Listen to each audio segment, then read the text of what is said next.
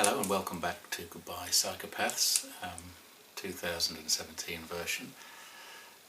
Over the last 2 or 3 weeks I've had a chance to think about how we can progress with this year. I'm going to link it in with the great opportunity that has been presented to me this year to sit on a panel with Tom Campbell, the NASA physicist and consciousness researcher and philosopher, and I really recommend you go to his many YouTube presentations. There's literally hundreds of hours of explanation from Tom of his ideas and theories, which he expresses very eloquently. And when I was writing my books 5 to 10 years ago, I'd heard of Tom, but I purposely didn't get involved in his work because I wanted mine to be coming from my experiences, backed up of course with much research. And I'm very happy to say that there are tremendous parallels between my observations as in my 3 books, particularly The Human Hologram, and Tom's theory of everything, calls it his big toe, his big theory of everything. I mean, in short, and it's wrong to summarise such an amazing complex work, magnum opus as I would call it, of Tom's. But his idea is that there is behind everything a larger consciousness system. In my books I called it a unifying field or a great field. This, my dog's trying to get in. I think resistance will be futile for Alfie here. Okay, so Alfie's part of the discussion now, part of our larger consciousness system. Back to Tom. Tom refers to the reality, the 3D and 4D reality that we have in this life as a virtual reality. Very much like I do, that in fact there is more besides our physical world that we can perceive with our senses. That there is actually a background, infinite field of information, of which our bodies and lives are formed from, very much like we were in a computer game here. But us here are Robin or you or Sally or Jane. Jane takes on a persona here, but there's more besides. And therefore this opens the whole field of consciousness up into a deeper understanding of living and dying and reincarnation and altered states and creativity and everything else besides. Including Alfie here, the dog, who's just about to dismantle this system. Okay, that's got him interested. Okay.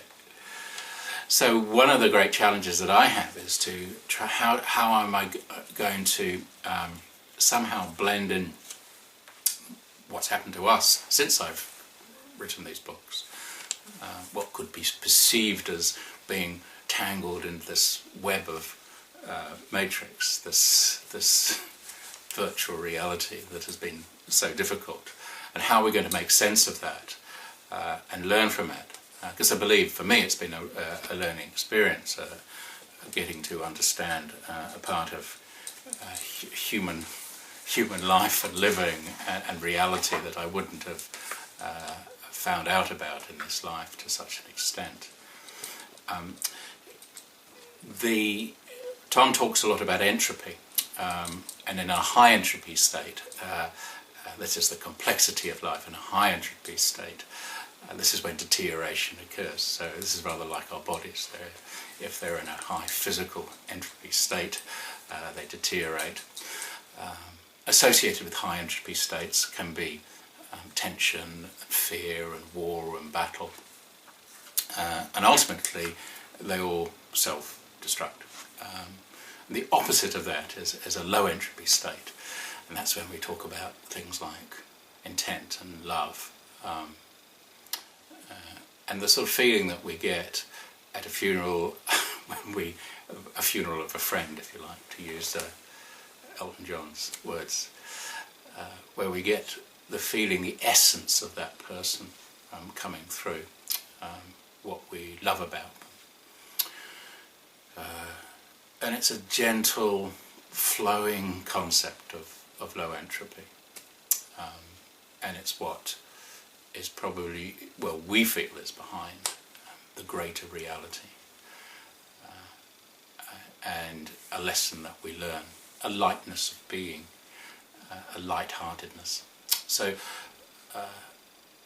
what I'd like to do in this year with this video stream, this collection of thoughts and ponderings, of which you play a great part because you feed back into me and teach me stuff, and teach us all stuff in your columns, so please do that and subscribe and contribute to this new year. Thank you. How are we going to still stay alert to those who live in fear, in high entropy, away from the love and the intent that we feel is important for us to progress in our deeper consciousness? How do we deal with that? How can we still maintain a feeling of love rather than bitterness if we are hurt? Where does that love come from? Does love and forgiveness mean the same thing? Does forgiveness mean somehow letting go of our hurt that we feel from a psychopath? Or does it actually mean a deeper understanding on how important love is in a community, how important love is in our lives, and how that becomes the solution to the problem of the psychopath, with the high entropy, with the high fear, and with the destructive nature that hides behind a facade of glibness, glitter, and deceit. All right. So it's going to be positive.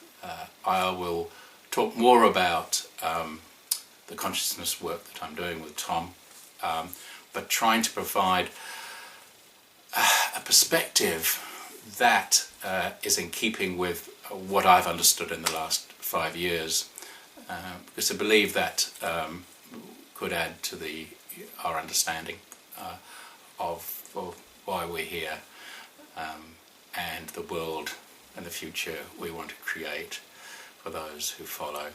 Have a very happy new year, and thank you for joining me yet again in Goodbye Psychopaths. I'll see you later. Bye-bye.